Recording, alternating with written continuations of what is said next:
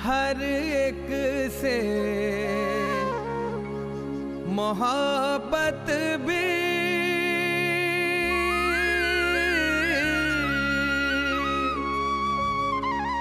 हर एक की खिदमत भी मैदान अदब का भी मैदान सियासत भी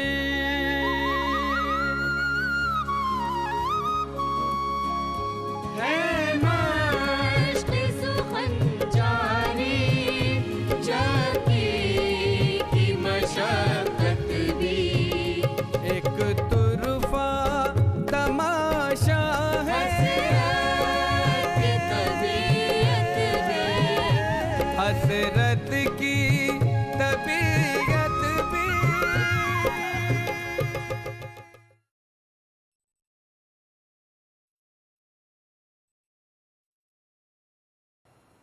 आदाब अर्ज़ है, नियाज़मंद आपकी खिदमत में हाजिर है। आइए आज फिर उसी यकताए ज़माना की याद ताज़ा की जाए।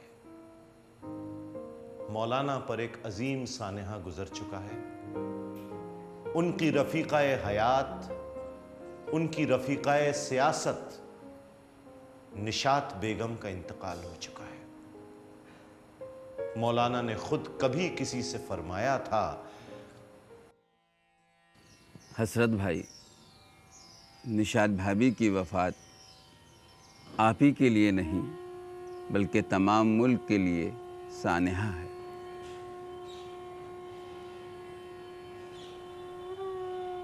रंज क्या क्या न सहे उसने बदौलत मेरी।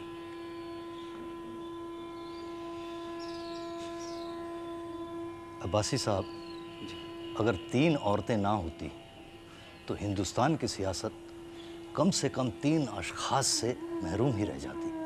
यानी अगर कमला नेहरू ना होती तो जवाहरलाल नेहरू साहब ज़्यादा से ज़्यादा एक कामयाब बैरिस्टर होते।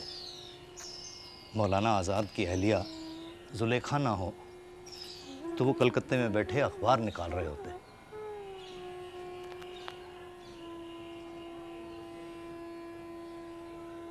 और निशात न होती तो मैं भी किसी कोने में बैठा शायरी कर रहा होता।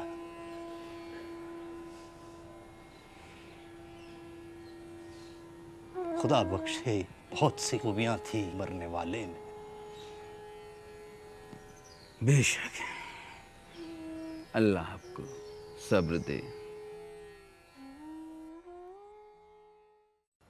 लेकिन मौलाना इन सब के बावजूद अपने नस्ब-उल-ऐन यानी कि हिंदुस्तान की आज़ादी, वो भी मुकम्मल आज़ादी, वो भी बिना किसी शर्त के से गाफिल नहीं। जिन्ना मुस्लिम लीग को एक नए ढर्रे पर ले जा रहे हैं, वो ब्रिटिश हुकूमत से ताउन करके मुसलमानों के लिए एक नए मुल्क का ख्वाब देख रहे हैं। मुस्लिम लीग लाहौर 1940 के सालाना इजलास में एक अलग मुस्लिम मुमलिकत की मांग कर बैठती है। मौलाना इन सबसे खासे आजुर्दा खातिर है। आप क्या समझते हैं, जिन्ना आपकी बात मान जाएंगे?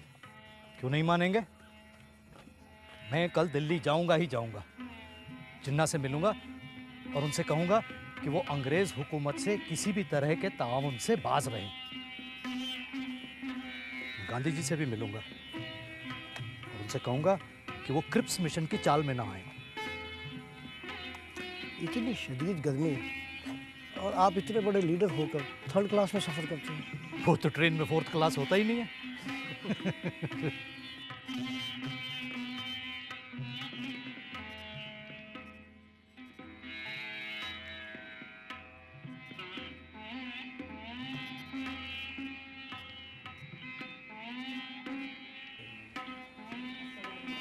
पता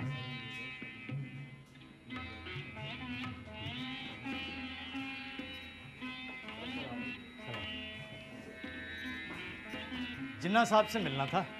जिन्ना साहब फरमाते हैं वो आज बहुत मसरूफ़ हैं, वो मिल नहीं पाएंगे।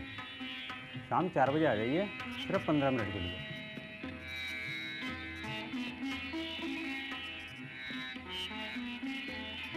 इस गली में तुम्हें कोई कुछ समझता ही नहीं।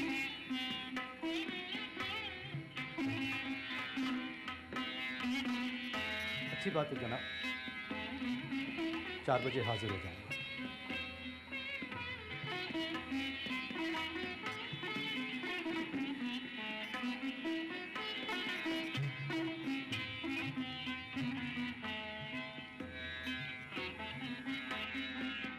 क्या ज़माना आ गया, इन्हीं हसरत के कंधे पे चढ़कर जिना जिना साहब बने।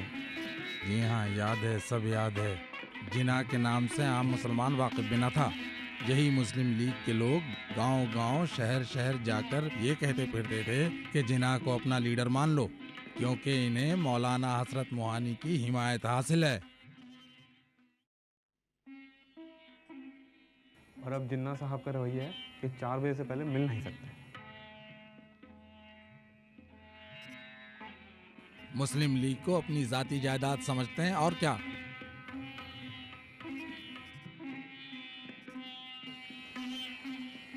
अच्छा भाई खलीकुज़्ज़मा साहब, हम चलते हैं, आप ही अपने मौलाना को समझाइए। हाँ हाँ, आप समझाइएगा, आप समझाइए। जी कोशिश करूँगा।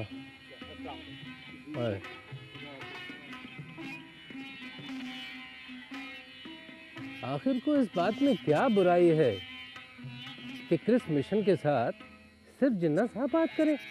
है, बुराई है। खलीकुज़्ज़मा साहब, हम ये लड़ाई क्यों कर रहे हैं? आज़ादी के लिए, जमहूरियत के बका के लिए।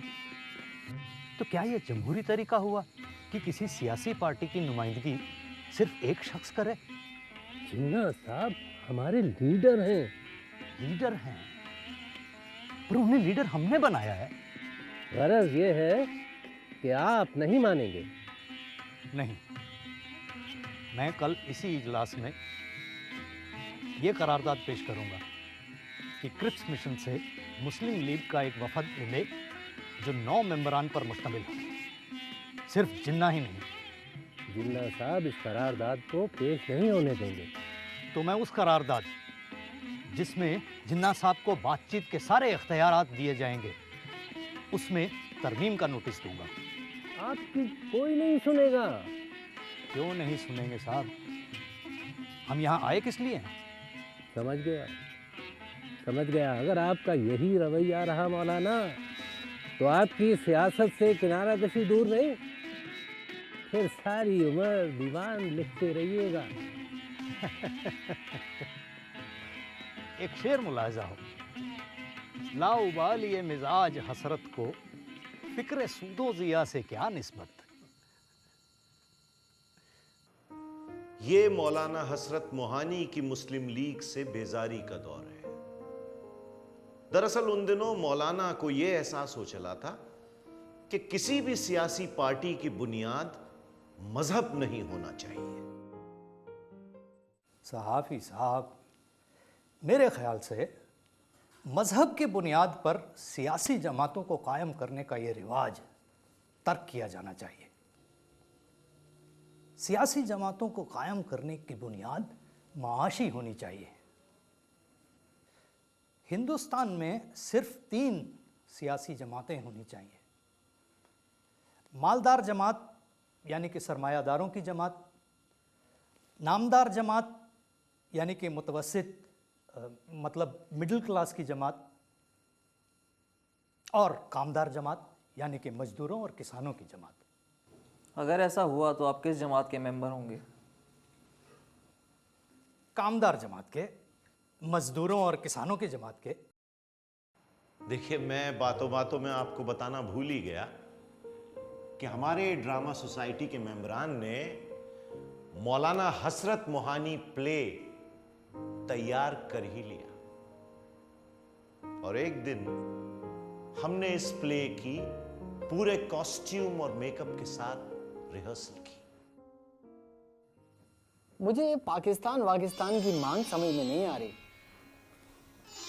ठीक है, बहुत से सूबे मुस्लिम अक्सरियत वाले हैं, लेकिन अगर उनको आज़ाद कर दिया जाए तो क्या मुसलमानों के मसले का हल निकल आएगा? और उन मुसलमानों का क्या होगा जो हिंदू अक्सरियत वाले सूबों में रहते हैं?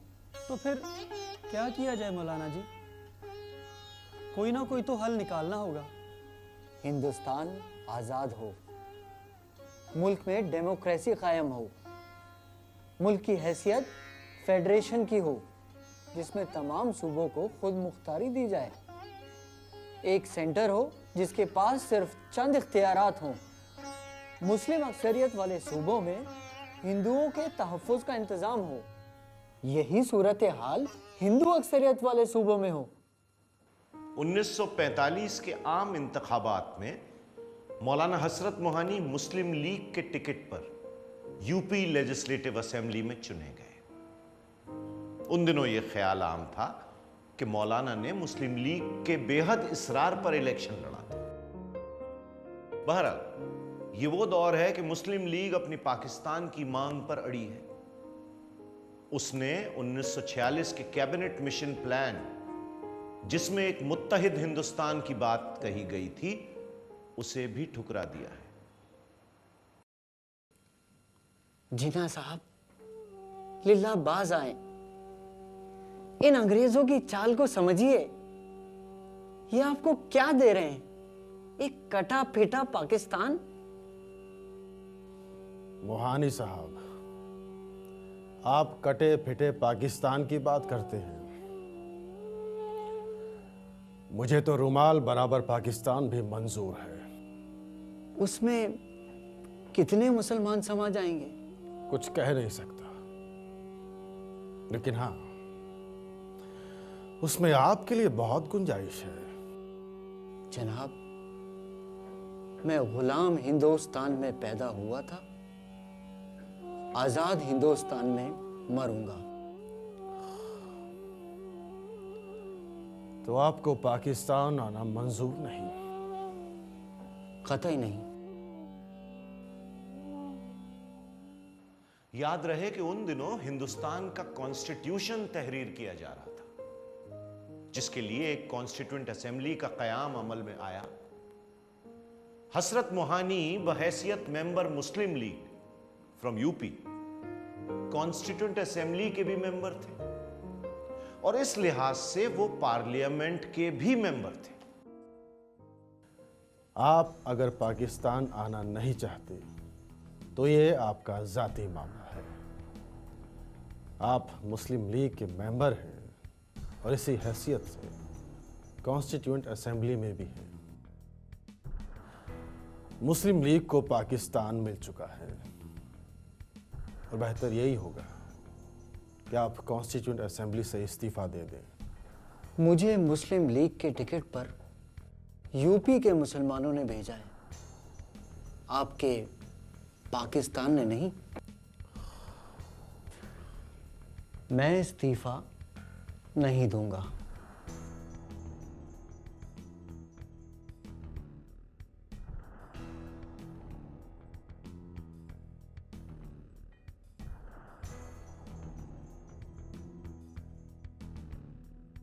मैंने जिन्ना की हिदायत पर हमल ना करते हुए आज 4 बजे काउंसिल चैम्बर्स के कमरा नंबर 28 में जाकर बाबू राजेंद्र प्रसाद के सामने रजिस्टर पर दस्तखत कर दिए।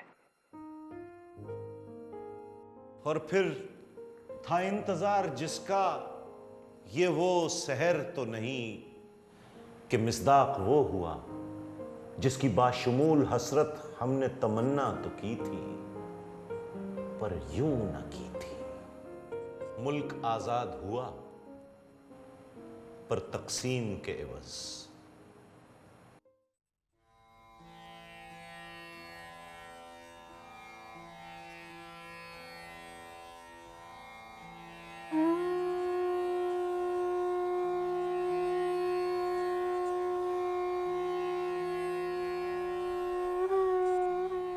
हसरत ने ना तो पाकिस्तान की तजवीज़ कभी कबूल की, ना ही पाकिस्तान जाना।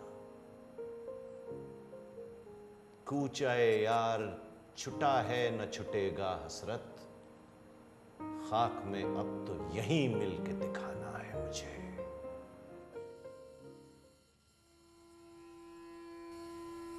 भाई जो होना था हो चुका।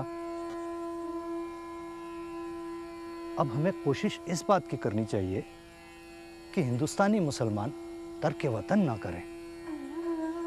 मायूस होने की जरूरत नहीं है। हमें अपने गैर मुस्लिम बिरादरान के साथ मिलजुल कर रहना होगा और उसी भाईचारे का सबूत देना होगा जो हम सदियों से देते चले आ रहे हैं। आप चाहे मुझे नेशनलिस्ट कह लें या कम्युनिस्ट या लीगी, मुझे तो सिर्फ इतना कहना है, रिवाज बर्बरियत है मजाहिब के तासुब में, फिजाए अमन सुलह आदमियत है जहां मैं हूं।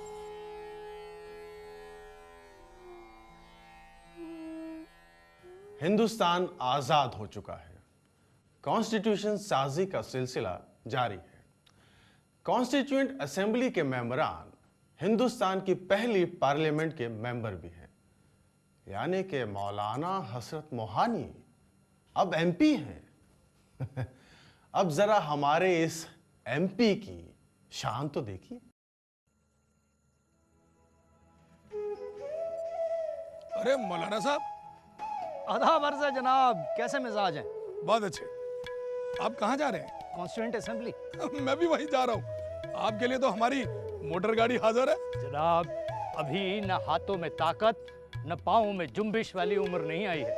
आदाब अर्ज़ है।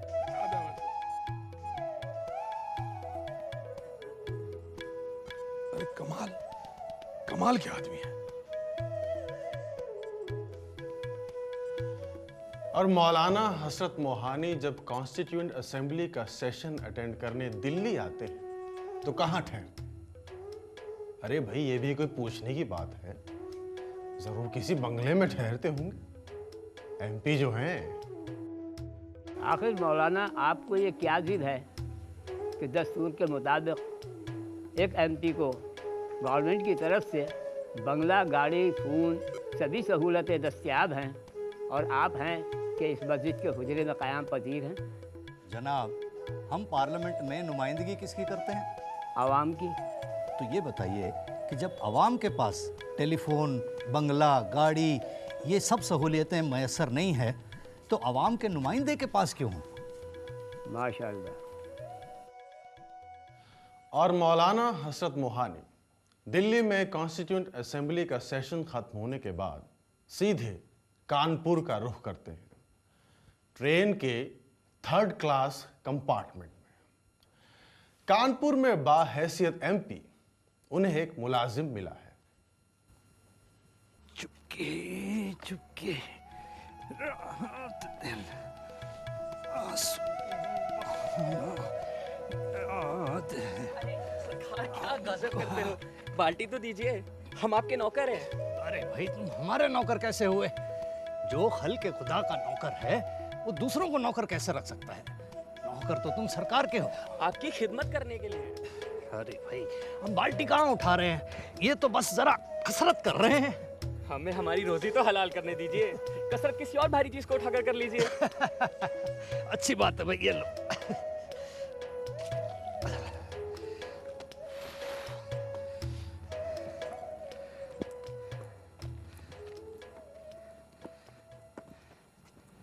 अरे क्या ये समाचार सही है? कौन सा? यही के हजरत जी ने एमपी भत्ता लेने से मना कर दिया। 75 रुपये प्रतिदिन, मतलब के मतलब कोई यही 1,500 महीना। 2,250 रुपये महीना। हाँ हाँ हाँ, सुना तो मैंने भी है। क्या ये कोई धन्ना सेठ है? अरे धन्ना सेठ नहीं है, हसरत साहब संसद के सदस्य हैं। एके से आते हैं आज भी संसद, वो भी ठूंस से एके पे, ऊपर से दुनिया भर का मोल भाव करके। बोलते हैं चलना है तो चलो, मैं तो 2 आने ही दूंगा। पर देखो जी, नेता बहुत बढ़िया हैं, जब सदन में बोलते हैं तो दीवारें हिल जाती हैं। मैं पाकिस्तान का मुवाफिक न था न हूं। हर मेंबर को बताया जाए कि वो यहां हिंदू या मुसलमान की हैसियत से नहीं, बल्कि किसी न किसी सियासी पार्टी के रुकन की हैसियत से है। हम भारत के अवाम मतानत और संजीदगी से अज़्म करते हैं कि हम भारत को union of Indian socialist Republic बनाएंगे। मैं कहता हूं कि जब तक आप कॉन्स्टिट्यूएंट असेंबली का इंतखाब गैर फिरका वाराना बुनियादों पर नहीं करते, तब तक कॉन्स्टिट्यूएंट असेंबली कोई भी आइन पास करने की मजाज नहीं। I was born Indian. I shall remain Indian. And I shall die Indian. मौलाना की ये तकरीरें जो आपने सुनी वो 1949-50 की है, जो उन्होंने कॉन्स्टिट्यूएंट असेंबली में अक्सर मौकों पर की। आपने गौर किया होगा कि मौलाना मजहबी बुनियाद पर सियासी पार्टी की तश्कील के खिलाफ थे।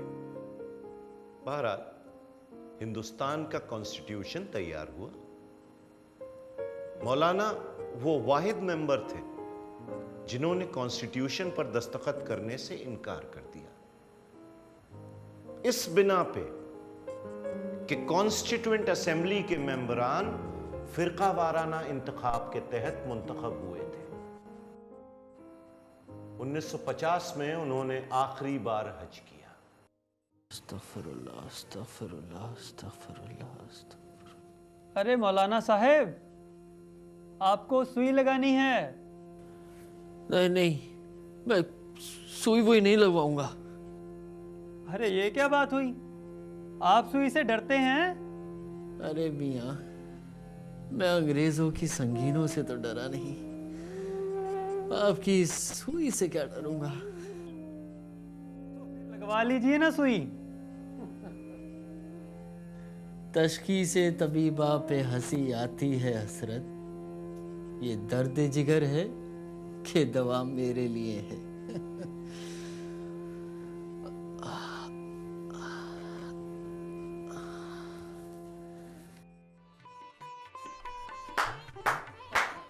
अरे वाह, क्या बात है। सर कैसा लगा? बहुत बढ़िया, बेहतरीन। लेकिन अगले हफ्ते जो एक्चुअल परफॉर्मेंस है प्ले की, वो इससे कम से कम 20 गुना ज्यादा अच्छी होनी चाहिए। सर आप फिक्र ना करो, हम पूरा जोर लगा देंगे। हाँ, लेकिन एक बात लगी कि 1 घंटे के प्ले के अंदर हसरत की पूरी जिंदगी को पेश कर पाना बहुत दुश्वार है। ये तो है ना? ये तो है सर। इनफैक्ट मुझे तो लगता है कि इसके लिए एक फिल्म भी नाकाफी होगी, है ना? तो सर, तो फिर क्यों ना एक सीरियल? हाँ यार, व्हाट एन आइडिया।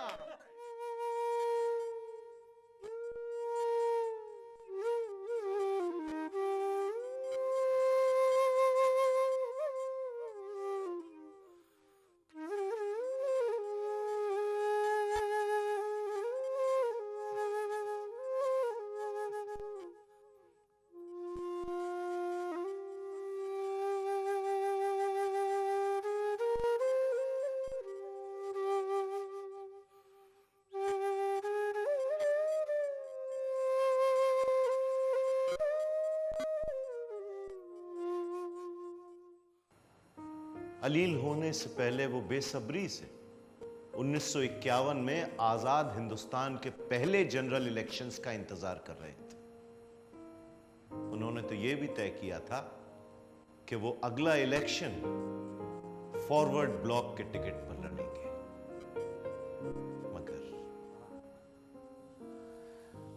अस्तगफिरुल्लाह, अस्तगफिरुल्लाह।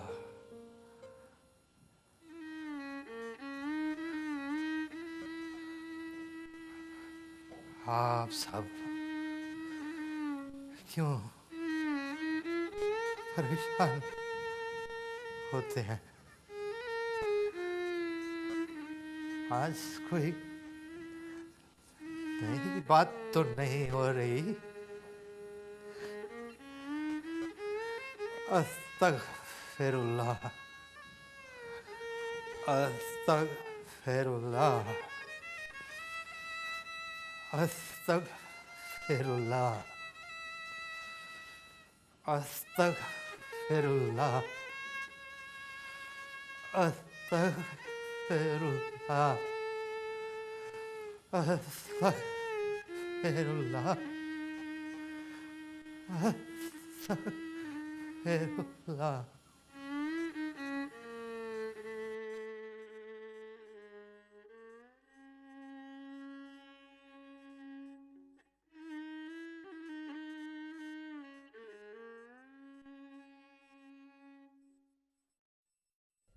शायद जहाँ से हसरत दीवाना चल बसा, हाँ हाँ जभी तो चश्मे जुनू कश्कबार है। हसरत 13 मई 1950 को इतवार के दिन मालिक हकीकी से जा मिले। उनकी वसीयत के मुताबिक उन्हें लखनऊ में फिरंगी महल के कब्रिस्तान अनवार बाग में अपने पीर मौलाना अब्दुल वहाब फिरंगी महली के पायदानी दफन किया गया।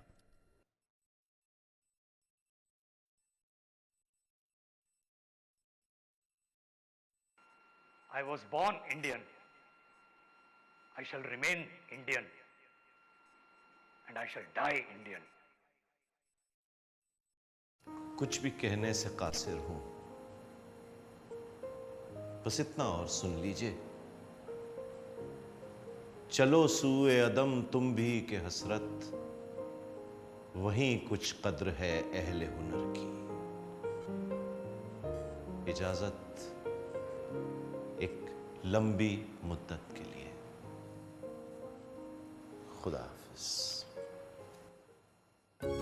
आजादी की ख्वाहिश भी, तहरीक की खिलाफत भी, स्वदेश पे जां कुर्बा, जिंदा की सोबत भी थी। दीन की पाबंदी और कृष्ण से रग़बत भी।